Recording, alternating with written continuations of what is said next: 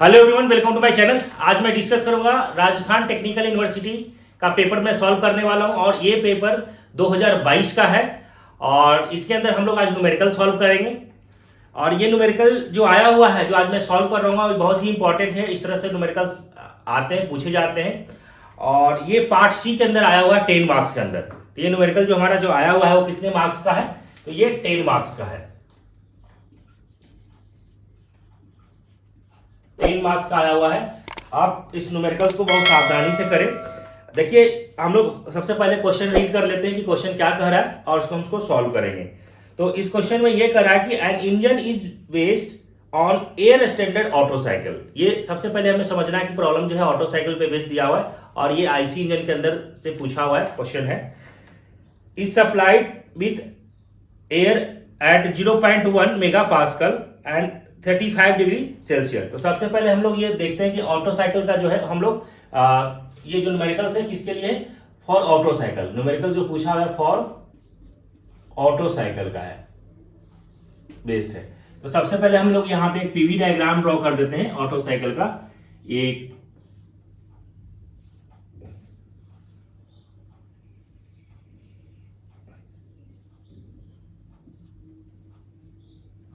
1 2 3 4 और PV diagram draw कर दिया। V1 is equal to V4, V2 is equal to V3। यहां से जो हो रहा है क्या हो रहा है? एडियाबैटिक कंप्रेशन हो रहा है। ये जो है आपका क्या है? कांस्टेंट वॉल्यूम प्रोसेस हो रहा है, कांस्टेंट वॉल्यूम। और ये हो रहा है आपका एडियाबैटिक एक्सपेंशन हो रहा है और ये भी क्या है आपका? कांस्टेंट वॉल्यूम है। यहां से 2 से 3 प्रोसेस में हमारा कांस्टेंट वॉल्यूम प्रोसेस में हीट सप्लाइड हो रहा है और 4 से 1 प्रोसेस में क्या हो रहा है? हीट रिजेक्ट हो रहा है कांस्टेंट वॉल्यूम प्रोसेस पे। ठीक है, अब मैं बात करता हूं कि इसमें जो दिया हुआ है न्यूमेरिकल्स के अंदर कि 0.1 mega pascal and 35 degree Celsius. यहां पे जो आपको जो दिया हुआ है प्रेशर गिवन दे रखा है। तो सबसे पहले हम लोग गिवन लिखेंगे। P1 का वैल्यू दे रखा है 0.1 मेगा पास्कल। अब हम इसको क्या करेंगे? जो मेगा पास्कल है इसको हम लोग वार के अंदर कन्वर्ट कर लेते हैं। ठीक है, तो 1 मेगा पास्कल 10 वार के 12 इक्वल होता है। तो ये इसको जब कन्वर्ट करेंगे तो कितना हो जाएगा? 1 वार हो जाएगा। नेक्स्ट दिया 35 डिग्री सेल्सियस। दैट मीन्स ये हमारा T1 का वैल्यू दे रखा है 35 डिग्री सेल्सियस। इसमें आप 273 ऐड कर दीजिए तो ये केल्विन में कन्वर्ट हो जाएगा। जब आप इसको ऐड करेंगे तो ये आपको आएगा 308 केल्विन आ जाएगा। अगेन इसमें आगे बोल रहा है कंप्रेशन रेशियो। कंप्रेशन रेशियो को हम लोग R से डिनोट करते हैं। ये 8 दिया हुआ है। Heat supplied is 500 KG kilo joule पर केजी। ये हीट सप्लाइड दे रखा है आपको कि हीट सप्लाइड यहां जो हो रहा है प्रोसेस कहां से हो रहा है? Q2 से 3 प्रोसेस। ये आपको दे रखा है 500 किलो जूल पर केजी। ये गिवन दे रखा है। For given working air specific heat at constant pressure and constant volume. CP और सीवी का वैल्यू भी दिया हुआ है आपको। CP is equal to 1.005 KG पर किलो जूल पर केजी केल्विन और सीवी का भी वैल्यू है 0.718 किलो जूल पर केजी केल्विन। ये दे रहा हुआ है। अब इसमें पूछ रहा है आपसे कि find the following efficiency of an engine. आपको क्या करना है? इफिशिएंसी निकालना है फर्स्ट में। सेकंड में कह रहा है कि temperature and pressure at the end of compression. यहां पे कंप्रेशन एंड होगा तो इस कंडीशन में आपको end of compression, adiabatic compression हो रहा है ये 1 से 2 प्रोसेस। तो एंड यहां कहां पे होगा? यहां पे होगा। तो इसमें आपको T2 और P2 का वैल्यू पूछ रहा है। थर्ड पूछ रहा है कि maximum temperature of the cycle. तो मैक्सिमम टेम्परेचर कहां होगा? यहां। तो ये आपको निकालना है। यहां पे T3 भी फाइंड करना है। तो आइए हम लोग स्टेप बाय स्टेप इसको सॉल्व करते हैं। इफिशियंसी निकालना है। तो इफिशियंसी जो हम लोग निकालते हैं ऑटो साइकिल के केस में, इसके लिए हम लोग फॉर्मूला यूज करते हैं 1 - 1/r के पावर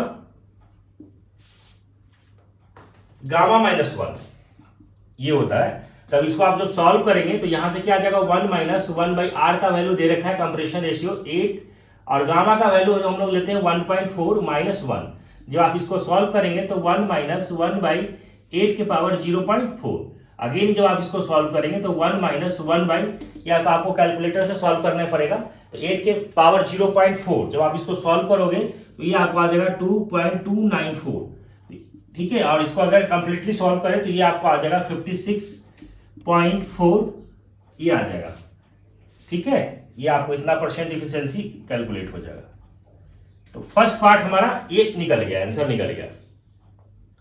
अब इसके अंदर जो सेकंड जो कह रहा है आपको P2 और T2 का वैल्यू कैलकुलेट करना है। अब हम सेकंड की बात करते हैं कि सेकंड हम लोग कैसे निकालेंगे। अब सेकंड की बात करते हैं तो सेकंड जो कह रहा है इसके अंदर कि आपको निकालना है कि at the end of compression आपको प्रेशर और टेम्परेचर फाइंड करना है। दैट मींस आपको P2 कैलकुलेट करना है यहाँ से और T2 भी कैलकुलेट करना है यहाँ से। तो इसके लिए हम लोग निकालते हैं सबसे पहले कि प्रोसेस 1 से 2 1 से 2 प्रोसेस में हम जो देख रहे हैं वो क्या देख रहे हैं हम लोग adiabatic compression process. Adiabatic compression process 1 से 2 प्रोसेस में क्या हो रहा है एडियाबैटिक कंप्रेशन हो रहा है। तो एडियाबैटिक कंप्रेशन प्रोसेस में जो हम लोग निकालते हैं तो इसके लिए एक फॉर्मूला यूज करते हैं कि T2 upon T1 is equal to V1 by V2 की पावर गामा माइनस 1 और V1 बाई V2 को हम लोग लिखते हैं कंप्रेशन रेशियो R होता है गामा माइनस 1। जब आप इसको सॉल्व करेंगे तो R आपका कितना है 8 की पावर 1.4 गामा का वैल्यू माइनस 1। इसको जब आप सॉल्व करेंगे तो 8 ये 0.4। तो यहां से हमें जो निकालना है T2 अपॉन T1 देखिए T1 का वैल्यू दिया हुआ है 308 इज इक्वल टू अब 8 के पावर 0.4 जब इसको आप कैलकुलेट करिएगा तो ये आपका आ जाएगा 2.297। अगेन आप यहां से जब निकालेंगे T2 तो T2 को जब कैलकुलेट करोगे आप तो आपको आ जाएगा 707.5 केल्विन। ये कैलकुलेट हो गया T2 का वैल्यू, ये हमारा आंसर निकल गया। अब इसमें क्या कह रहा है P2 भी आपको कैलकुलेट करना है। तो P2 कैलकुलेट करने के लिए हम लोग फिर अगेन आएंगे प्रोसेस 1 से 2 में। प्रोसेस 1 से 2 में हम जो लोग जो देख रहे हैं इसको हम लोग लिख सकते हैं कि isentropic compression process. Isentropic compression process isentropic compression process. तो आइसेंट्रोपिक फॉर्मूला यहां से हम लोग लिखते हैं कि P1 V1 के power gamma is equal to P2 V2 के पावर गामा, ये फॉर्मूला होता है। तो यहां से जो आप कैलकुलेट करोगे तो देखो P2 अपॉन P1 P1 इस तरफ लेके आ गए तो यहां से P2 upon P1 is equal to यहां लिख सकते हैं V1 upon V2 power gamma लिख सकते हैं। अब V1 अपॉन V2 हम लोग क्या लिखते हैं कंप्रेशन रेशियो R होता है कि पावर गामा और R का यहां से दे रखा है 8 की पावर 1.4। ठीक है, अब देखिए P2 हमें निकालना है और P1 देखिए आपको यहां से दे रखा है 1 बार। तो 1 इज इक्वल टू 8 के पावर 1.4 ये आप कैलकुलेट कीजिए तो यहां से आपको आ जाएगा जब आप सॉल्व करोगे तो ये आपको आ जाएगा 18.37। तो ये आपको P2 लिख दीजिए P2 इज इक्वल टू 18.37 ये आपको आ गया इतना बार। तो देखिए हमारे पास ये पूछ रहा था P2 और T2, तो P2 भी कैलकुलेट हो गया और T2 भी कैलकुलेट हो गया। P2 का वैल्यू ये आ गया, T2 का वैल्यू ये है और ये है T2 का वैल्यू। इससे फर्स्ट वाला पूछा एफिशिएंसी निकालने के लिए, दो हमने निकाल लिया। थर्ड जो इस प्रॉब्लम के अंदर कह रहा है तो आपको मैक्सिमम टेम्परेचर निकालना है। तो मैक्सिमम टेम्परेचर हमें T3 फाइंड आउट करना है। तो देखिए हम लोग T3 कैसे निकालेंगे यहां से। थर्ड जो कह रहा है इसके अंदर ये कह रहा है कि मैक्सिमम टेम्परेचर हमें T3 फाइंड आउट करना है। तो T3 फाइंड आउट करने के लिए हम लोग अभी जानते हैं कि हीट जो सप्लाइड होता है कि हीट सप्लाइड जो होता है इसका CV T3 minus T2 heat supplied यही हो रहा है T3 माइनस T2 मैक्सिमम है ना टेम्परेचर जो हम निकाल रहे हैं। तो इसमें देखिए कि हीट सप्लाइड का आपको रेट गिवन दिया हुआ है। तो गिवन जब दिया हुआ है तो यहां से आप जो लिखेंगे कि जो हीट जो सप्लाइड है, देखिए CV T3 minus T2 is equal to 500 heat supplied is equal to ये होता है। तो ठीक, अब यहां से देखिए CV का वैल्यू भी दे रखा है आपको, यहां से देखिए ये तो 0.718 into T3 minus T2।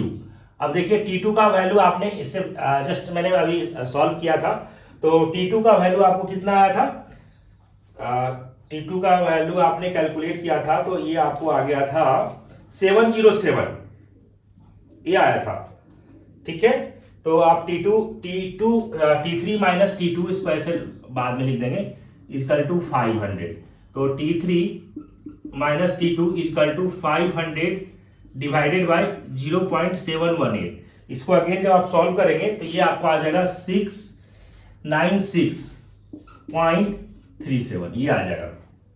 Again आप यहां से निकाल लीजिए, ये T3 इजकल टू यहां से क्या हो जाएगा 696.37 प्लस इसको इधर जाएगा तो T2, और T2 का वैल्यू मैंने यहां से कैलकुलेट किया था, कितना आया था 707.5।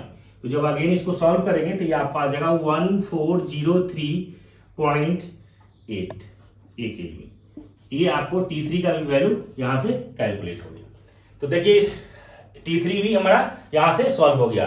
तो फर्स्ट इसके अंदर हम लोग निकालना था इफिशिएंसी कैलकुलेट करना था, सेकंड में P2 और T2 का वैल्यू निकालना था, प्रेशर और टेम्परेचर निकालना था at the end of compression, third में मैक्सिमम टेम्परेचर निकालना था, तो मैक्सिमम टेम्परेचर T3 हमें कैलकुलेट करना था। तीनों हम लोग ने सॉल्व कर लिया। अब बहुत ये सिंपल है, सिर्फ आपको कैलकुलेशन आपको ध्यान में रखना है और फॉर्मूला यूज करना है। तो आइए होप स्टूडेंट्स कि ये सारे जो न्यूमेरिकल मैंने सॉल्व किया है इसको समझ में आ गया होगा। अगर आ गया तो हमारे चैनल को आप सब्सक्राइब कर ले और नोटिफिकेशन को ऑन कर ले। Thank you.